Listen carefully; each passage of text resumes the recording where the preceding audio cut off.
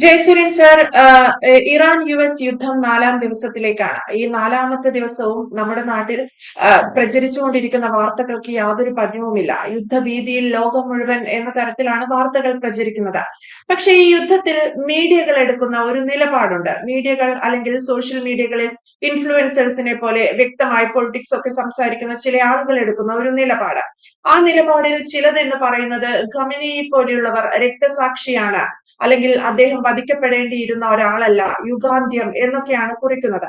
എന്റെ ചോദ്യവും അത് തന്നെയാണ്. ഇത്തരത്തിലുള്ള നിലപാടുകളെ സാർ എങ്ങനെ വിലയിരുത്തുന്നു? അല്ലെങ്കിൽ എന്തുകൊണ്ടാണ് ഇത്തരം നിലപാടുകൾ മീഡിയയുടെ ഭാഗത്തു നിന്നും ചില ആളുകളുടെ ഭാഗത്തു നിന്നും ഉണ്ടാവുന്നത്?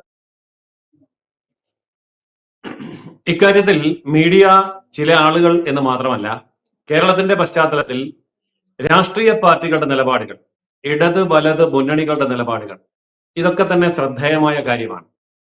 അതായത് ഇറാനെ അമേരിക്ക അല്ലെങ്കിൽ ഇസ്രായേൽ അവർ സംയുക്തമായി ആക്രമിച്ചു എന്ന് പറയുമ്പോൾ എന്തുകൊണ്ട് ആക്രമിക്കേണ്ടി വന്നു എന്നുള്ള കാര്യം ആരും ചർച്ചയാകുന്നില്ല, ഒരു വേദിയിലും ചർച്ചയാക്കുന്നില്ല. ഇറാൻ എന്തുകൊണ്ടാണ് ഇസ്രയേലിന്റെ ശത്രുവായത് എന്ന് അന്വേഷിക്കുമ്പോഴാണ് മനസ്സിലാവുക, ഇസ്രയേലിന് ഇറാനോടുള്ള ശത്രുതയല്ല, മറിച്ച് ഇറാന് ഇസ്രയേലിനോടുള്ള ശത്രുതയാണ് ഇതിന്റെ അടിസ്ഥാന കാരണം എന്ന് മനസ്സിലാവും. ഞാൻ കേവലം ഊഹാപോഹങ്ങളുടെ അടിസ്ഥാനത്തിലല്ല ഇത് പറയുന്നത്. സ്വതന്ത്ര പരമാധികാര രാഷ്ട്രമാണ് ഇറാൻ. ആ സ്വതന്ത്ര പരമാധികാര രാഷ്ട്രമായ ഇറാൻ വളരെ തുറന്ന് പരസ്യമായി പലതവണ പ്രഖ്യാപിച്ച ഒരു കാര്യമുണ്ട്: ഇസ്രയേൽ എന്ന രാജ്യത്തെ ഞങ്ങൾ അംഗീകരിക്കില്ല. ഇസ്രയേലിനെ ഭൂമുഖത്ത് നിന്ന് തുടച്ചു നീക്കുക എന്നുള്ളതാണ് ഇറാന്റെ ലക്ഷ്യം. ഇത് വ്യക്തമായിട്ട് പലതവണ പറഞ്ഞിട്ടുണ്ട്. കഴിഞ്ഞ 40-ലേറെ വർഷമായി ഇറാനിൽ നിലനിൽക്കുന്ന വംശീയമായ ഭരണകൂടം, മതപരമായിട്ടുള്ള ഭരണകൂടം, ആ ഭരണകൂടം അവരുടെ മതവിശ്വാസത്തിന്റെ അടിസ്ഥാനത്തിൽ മാത്രം, മറ്റ് യാതൊരു അടിസ്ഥാനത്തിലുമല്ല, മതവിശ്വാസത്തിന്റെ അടിസ്ഥാനത്തിൽ മാത്രം ജൂതന്മാരെ ഞങ്ങൾക്ക് ഭൂമിയിൽ വച്ചുകൊണ്ടിരിക്കാൻ പറ്റില്ല. ഒരു ജൂതൻ എന്ന് പറഞ്ഞാൽ അത് മുസ്ലിമിന്റെ ശത്രുവാണ്.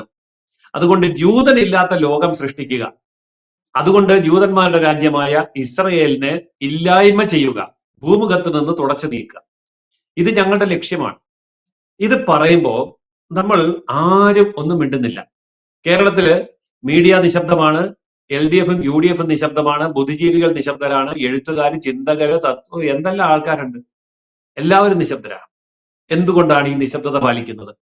ഐക്യരാഷ്ട്രസഭയുടെ മധ്യസ്ഥതയിൽ ഫലസ്തീനും ഇസ്രയേലും പിറന്നു കഴിയുമ്പോൾ അതിൽ ഫലസ്തീനെ അംഗീകരിക്കാം, ഇസ്രയേലിനെ അംഗീകരിക്കില്ല എന്ന് പറഞ്ഞാൽ, ലളിതമായി ഞാൻ ചോദിക്കട്ടെ, ഇന്ത്യയും പാകിസ്ഥാനും ഉണ്ടായിക്കഴിഞ്ഞ പാകിസ്ഥാനെ അംഗീകരിക്കാം, ഇന്ത്യയെ അംഗീകരിക്കാൻ വയ്യ, അല്ലെങ്കിൽ ഇന്ത്യയെ അംഗീകരിക്കാം, പാകിസ്ഥാനെ ഞങ്ങൾ അംഗീകരിക്കില്ല എന്ന് പറയുന്ന പോലെ തന്നെയാണത്. അപ്പോൾ അന്താരാഷ്ട്ര കരാറിന്റെ അടിസ്ഥാനത്തിൽ ഐക്യരാഷ്ട്രസഭയുടെ മധ്യസ്ഥതയിൽ പിറന്ന ഒരു രാജ്യമാണ് ഇസ്രയേൽ. ആ ഇസ്രയേലിനെ സംബന്ധിച്ചിടത്തോളം ഞങ്ങളുടെ മതവിശ്വാസം എതിരായതുകൊണ്ട് ഞങ്ങൾ ഇസ്രയേലിനെയും അവിടുത്തെ ജനതയായ ജൂതന്മാരെയും ഇല്ലായ്മ ചെയ്യും എന്ന് പരസ്യമായി പ്രഖ്യാപിക്കുന്ന നിലപാടെടുക്കുന്ന ഒരു രാജ്യം. ഇതാണ് ഇറാന്റെ നയം. ഇതിനെ ആർക്കും തള്ളി പറയാൻ പറ്റില്ല. ഇത് തന്നെയാണ് ഇറാന്റെ പ്രഖ്യാപനം. ആ ഇറാൻ രണ്ടാമത് എടുത്ത നിലപാട് ഇതിനേക്കാൾ അപകടകരമാണ്. അതായത് അന്താരാഷ്ട്ര ആണവ ഏജൻസികളുടെ യാതൊരുവിധ പരിശോധനയ്ക്കും വിധേയമാക്കാൻ ഞങ്ങളുടെ അണുവായുധ സംവിധാനങ്ങൾ അതിന് വിട്ടുകൊടുക്കില്ല. ഇതാണ് ഇറാന്റെ പ്രഖ്യാപനം. നമുക്കറിയാം, ഇറാന് അണുവായുധം ഉണ്ടാക്കാനുള്ള അംഗീകാരം ഇല്ല. ഇറാൻ ആണവ ശക്തി സമാധാനപരമായി ഉപയോഗിക്കുന്നു, ഊർജ ഉൽപാദനത്തിന് വേണ്ടി റിയാക്ടറുകളിൽ ഉപയോഗിക്കുന്നു എന്നാണ് പറഞ്ഞിരുന്നത്.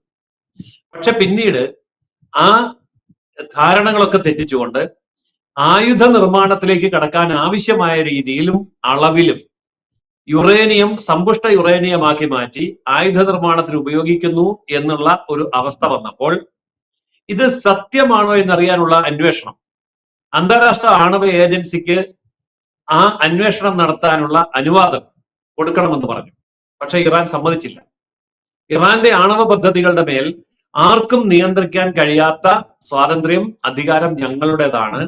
അതുകൊണ്ട് അന്താരാഷ്ട്ര അന്വേഷണങ്ങൾക്ക്, പരിശോധനകൾക്ക് ഞങ്ങൾ ഞങ്ങളുടെ ആണവശക്തി തുറന്നു കൊടുക്കുകയേയില്ല എന്ന ശാഠ്യമാണ് ഇറാൻ സ്വീകരിച്ചത്. അപ്പോൾ അവിടെ തന്നെ ഒരു കാര്യം വ്യക്തമാണ്, സമാധാന ആവശ്യങ്ങൾക്കല്ല, ഊർജ ഉൽപാദനത്തിനല്ല ആണവശക്തി ഇറാൻ ഉപയോഗിക്കുന്നത്. അപ്പോൾ മറ്റൊരു ജനതയെ വംശഹത്യ ചെയ്യണമെന്ന് പരസ്യമായി പ്രഖ്യാപിച്ച ഒരു രാജ്യത്ത്, മതപരമായിട്ടുള്ള ഭ്രാന്തമായ നിയമങ്ങളുടെ കീഴിൽ ഭരണം നടത്തുന്ന ഒരു രാജ്യത്ത് അവരുടെ കയ്യിൽ അണുവായുധമുണ്ടായാൽ ആദ്യം അത് പ്രയോഗിക്കുക ഇസ്രയേലിനെ തുടച്ചു നീക്കാനായിരിക്കും എന്ന കാര്യത്തിൽ സംശയമൊന്നും നമുക്ക് വേണ്ട. കാരണം സംശയലേശമന്യേ ഇറാൻ അത് പ്രഖ്യാപിച്ചിട്ടുണ്ട്.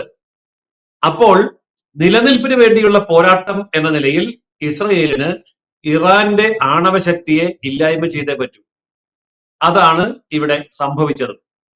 അതിന് അമേരിക്കയുടെ പിന്തുണയുണ്ടായി എന്ന് പറയുന്നത് അമേരിക്കൻ സാമ്രാജ്യത്വത്തിന്റെ നിലപാടുകളുമായി കൂട്ടി വായിച്ചുകൊണ്ട്, കണ്ടോ അമേരിക്ക കടന്നു വരുന്നു, ഇസ്രയേലിനെ ഉപയോഗിക്കുന്നു, പാവം ഇറാനെതിരെ ആക്രമണം അഴിച്ചുവിടുന്നു എന്നുള്ള നറേറ്റീവാണ് കേരള മീഡിയയും കേരളത്തിലെ പൊതുസമൂഹത്തിലേക്ക് രാഷ്ട്രീയ പാർട്ടികളും കൊടുക്കുന്നത്. എന്നാൽ സത്യത്തിൽ എന്താണ് സംഭവിക്കുന്നത്? അവിടെ ഇറാന്റെ മനുഷ്യാവകാശ ലംഘനത്തെക്കുറിച്ച് ആരും പറയുന്നില്ല. ഞാനൊരു ഉദാഹരണം പറയാം. മലയാളികളായ ലക്ഷക്കണക്കിന് ആൾക്കാർ, ഭാരതീയരായ 1 കോടിയിൽ പരം ആൾക്കാർ മിഡിൽ ഈസ്റ്റ് രാജ്യങ്ങളിൽ താമസിക്കുന്നു, അവിടെ ജോലി എടുക്കുന്നു. അത് എല്ലാം തന്നെ മുസ്ലിം രാജ്യങ്ങളാണ്. ഈ മുസ്ലിം രാജ്യങ്ങളിലേക്ക് പ്രകോപനമില്ലാതെ ഇറാൻ ഇപ്പോൾ ആക്രമണം നടത്തുകയാണ്. 3 ഇന്ത്യക്കാർക്ക് ജീവൻ നഷ്ടപ്പെട്ടു കഴിഞ്ഞു. എന്ത് അടിസ്ഥാനത്തിന്റെ കാര്യത്തിലാണ്? അപ്പോൾ വേണമെങ്കിൽ പറയാം, അമേരിക്ക ഞങ്ങളെ ആക്രമിച്ചു, അമേരിക്കൻ ബേസുകളൊക്കെ ഈ പറഞ്ഞ രാജ്യങ്ങളിലുണ്ട്, അതുകൊണ്ട് അമേരിക്കയുടെ വാർ ബേസുകളെയാണ് അല്ലെങ്കിൽ പട്ടാള സൈനിക കേന്ദ്രങ്ങളെയാണ് ഞങ്ങൾ ആക്രമിച്ചത് എന്ന് വേണമെങ്കിൽ പറയാം. എന്നാൽ ആ സൈനിക കേന്ദ്രങ്ങൾക്ക് പുറത്തേക്ക് ജനവാസ മേഖലയിലേക്ക്, കപ്പലുകളിലേക്ക് ആക്രമണം നടത്തിയപ്പോഴാണല്ലോ ഇന്ത്യക്കാരടക്കം നിരവധി പേര് മരിച്ചത്. അതിന്റെ അർത്ഥം എന്താണ്? ഈ ചോദ്യം ഇറാനോട് ചോദിക്കാൻ ഇവിടുത്തെ മീഡിയയ്ക്ക് കഴിയില്ല, ഇവിടുത്തെ രാഷ്ട്രീയക്കാർക്കും താല്പര്യമില്ല. അപ്പോൾ ഇറാൻ ചെയ്യുന്നതൊക്കെ ശരിയാണ് എന്ന് പറയാനുള്ള കാരണം എന്താണ്? കാരണം വളരെ സിമ്പിളാണ്. നിയമസഭാ തെരഞ്ഞെടുപ്പ് വരുന്നു, കേരളത്തിലെ മുസ്ലിം വോട്ട് ബാങ്ക് ഞങ്ങൾക്ക് കിട്ടണം. അതുകൊണ്ട് ഇറാൻ എന്ത് പോക്രിതരം കാണിച്ചാലും, ഇറാൻ എന്ത് നിയമലംഘനം നടത്തിയാലും, ഇറാൻ എത്ര കടുത്ത മത തീവ്രവാദം പ്രസംഗിച്ചാലും, യഹൂദന്മാരെ ലോകത്തുനിന്ന് തുടച്ചു നീക്കണം എന്നുള്ള ഡിമാൻഡ് മുന്നോട്ട് വെച്ചാലും അതിന് പിന്തുണ കൊടുക്കുന്ന അങ്ങേയറ്റ അപകടകരമായ നിലപാട്, ഒരുപക്ഷെ ഇറാനേക്കാൾ കടുത്ത വംശീയമായ നിലപാടാണ് കേരളത്തിലെ LDF-ഉം UDF-ഉം മാധ്യമങ്ങളും സ്വീകരിച്ചിരിക്കുന്നത്. അതിനാണ് ഇവിടെ മാർക്കറ്റ് എന്ന് വരുത്തി തീർക്കുകയാണ്. ഇത് ചർച്ച ചെയ്യുമ്പോൾ എനിക്ക് പറയാനുള്ള ഒരു കാര്യം ഇതാണ്: എന്തിനാണ് നമ്മളിപ്പോൾ ഇത് ചർച്ച ചെയ്യുന്നത്?